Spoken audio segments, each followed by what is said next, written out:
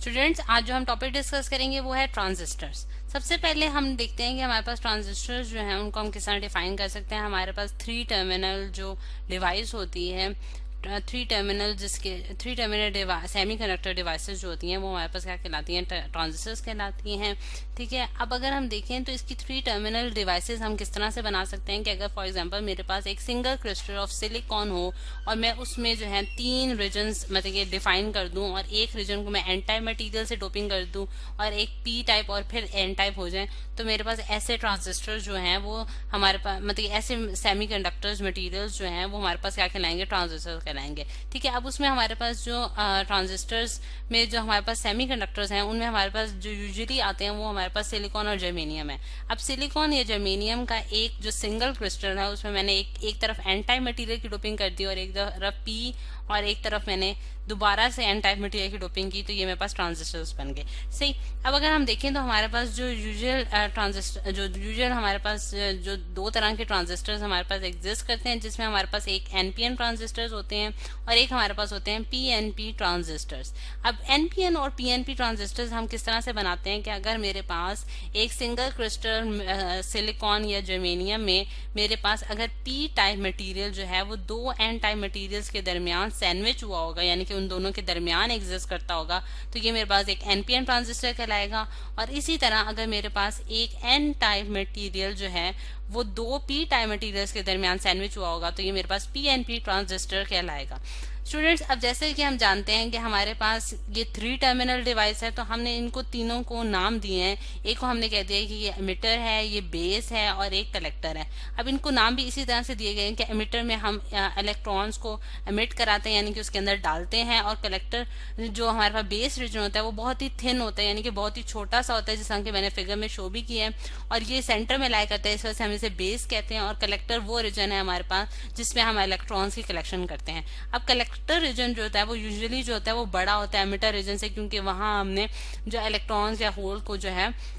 वो कलेक्ट करना होता है, इस वजह से हम उसका जो रीजन है वो बड़ा रखते हैं। और इसी तरह जो है वो पीएनपी ट्रांजिस्टर्स में भी हमारे पास ये दो जो है वो रीजन एग्जिस्ट करेंगे। अब हमारे पास कुछ सिंबॉलिक रिप्रेजेंटेशन है जो कि हम यूज करते हैं ट्रांजिस्टर्स के लिए, कि जो कि सर्किट डायग्राम्स में हमारे काम आती है, और वो मैंने इस फिगर में आपको शो कराई है कि हमारे पास जो एनपीएन ट्रांजिस्टर्स हैं उनकी हम जो सिंबॉलिक रिप्रेजेंटेशन है यानी कि सिंबल जो है, सिंबल जिनके जरिए हम इनको शो कर सकते हैं वो हमारे पास ये होते हैं। सिंबल्स यहाँ मैं लिख भी देती हूँ कि ये हमारे पास सिंबल्स हैं for NPN and for PNP transistor. अगर हमारे पास एरो हेड यानी कि इन दोनों में अगर आप डिफरेंस देखें तो हमारे पास एक ही डिफरेंस है जो कि एरो हेड का है। अगर हमारे पास एमिटर से एरो हेड अंदर की तरफ बेस की तरफ आ रहा हो तो ये हमारे पास पीएनपी ट्रांजिस्टर का सिंबल होगा, और अगर हमारे पास बेस से निकल के एमिटर की तरफ जा रहा होगा तो ये हमारे पास एनपीएन ट्रांजिस्टर का सिंबल है। और ये सिंबल हमारे लिए बहुत यूजफुल है क्योंकि जब हम सर्किट्स बनाते हैं तो उनमें हम यही वाले सिंबल्स जो हैं वो यूज करते हैं।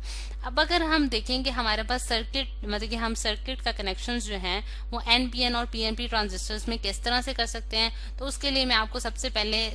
जो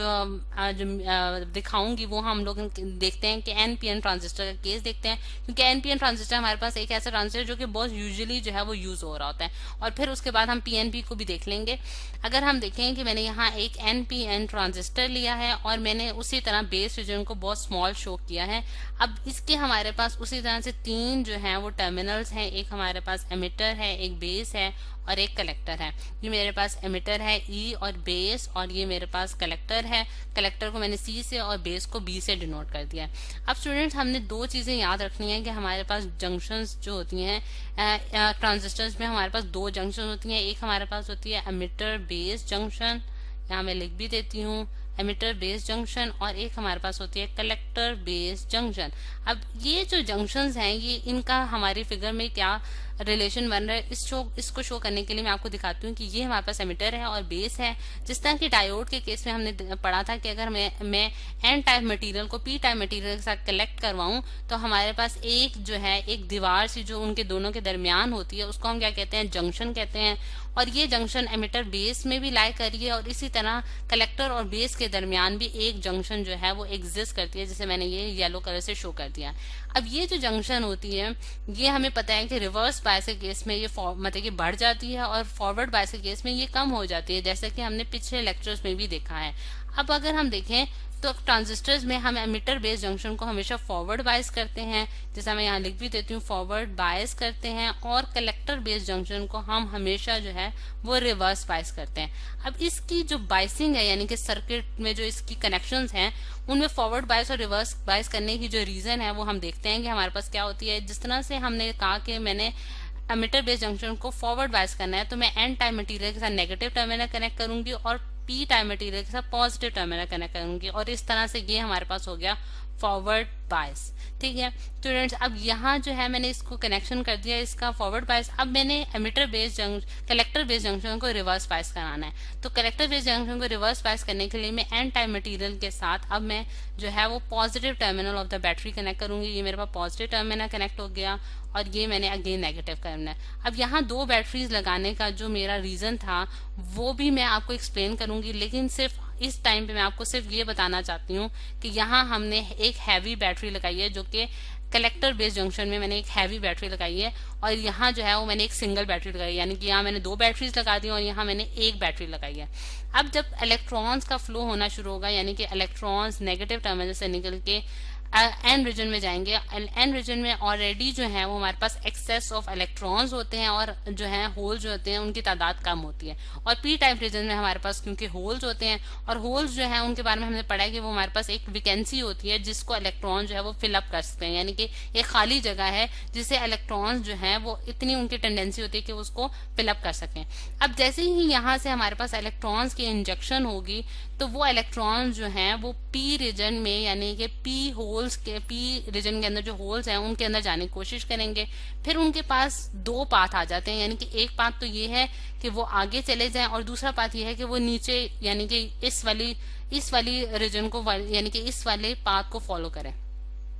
क्योंकि हमें पता है कि इलेक्ट्रॉन्स जो हैं वो पॉजिटिव टर्मिनल की तरफ अट्रैक्ट होते हैं, यानी कि positive terminal of the battery की तरफ अट्रैक्ट होते हैं। और यहाँ हमने एक हैवी बैटरी लगाई है, यानी कि यहाँ हैवी बैटरी लगाने का मकसद भी यही था, जैसे कि मैंने आपको कहा था कि मैं आपको बताऊंगी कि इसका मकसद क्या होगा। कि हैवी बैटरी लगाने का हमें ये मकसद है क्योंकि हम करंट का फ्लो इस तरफ से चाहते हैं कि वो कंप्लीट सर्किट को फॉलो कर ले। इस वजह से हम ये चाहते हैं कि इलेक्ट्रॉन्स जो है वो मैक्सिमम कलेक्टर रीजन में जाके और यहाँ से सर्किट कंप्लीट कर लें। इस वजह से बहुत कम जो इलेक्ट्रॉन्स होते हैं वो इस वाली बैटरी की तरफ अट्रैक्ट होते हैं, जबकि सारे इलेक्ट्रॉन्स होते हैं वो मोस्ट ऑफ द इलेक्ट्रॉन्स जो होते हैं वो हमारे पास ये वाली जो बैटरी है, यानी कि जो हमने कलेक्टर बेस में जो बैटरी लगाई है, अगर मैं इसको VCC कह देती हूँ तो उसकी तरफ अट्रैक्ट होंगे। और अगर इसको मैं VBB का नाम दे देती हूँ, जस्ट इसके नेम्स हैं, तो बहुत कम जो है इलेक्ट्रॉन्स वो VBB की तरफ अट्रैक्ट होंगे, और ज्यादा मेजॉरिटी इलेक्ट्रॉन्स जो हैं वो VCC की तरफ अट्रैक्ट होंगे, इसलिए कि यहाँ मैंने एक हैवी बैटरी लगाई थी। सही, तो ये इस तरह से जो है ये हमारा जो सर्किट है वो कंप्लीट हो जाएगा।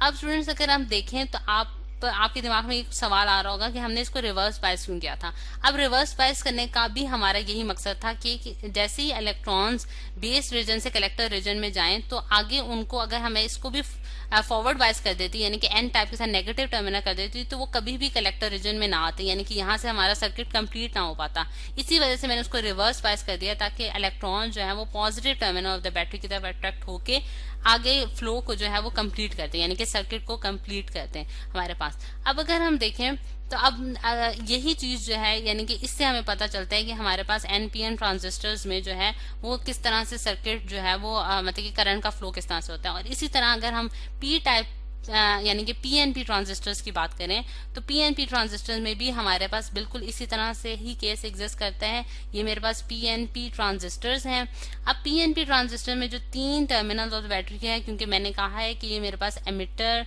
बेस और ये कलेक्टर है, और एमिटर बेस जंक्शन को मैंने क्योंकि फॉरवर्ड बायस बनाना होता है तो मैं पी टाइम मटेरियल के साथ पॉजिटिव टर्मिनल कनेक्ट करूंगी और एन टाइम मटेरियल के साथ नेगेटिव टर्मिनल कनेक्ट करूंगी बैटरी का। और जब मैंने यानी कि मैंने एमिटर कलेक्टर बेस जंक्शन को रिवर्स बायस करना है तो मैं पी टाइप मटेरियल के साथ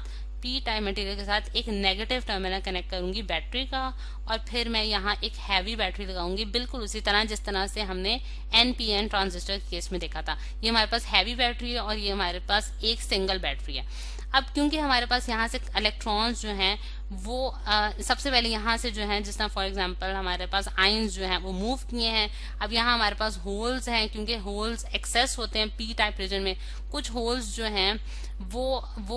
हमारे पास एन रीजन में जाएंगे, ठीक है, यानी कि एन टाइप रीजन में जाएंगे। और उसी तरह यानी कि यहाँ से इसका फ्लो इस तरफ से भी हो सकता था। और इलेक्ट्रॉन्स जो हैं जब वो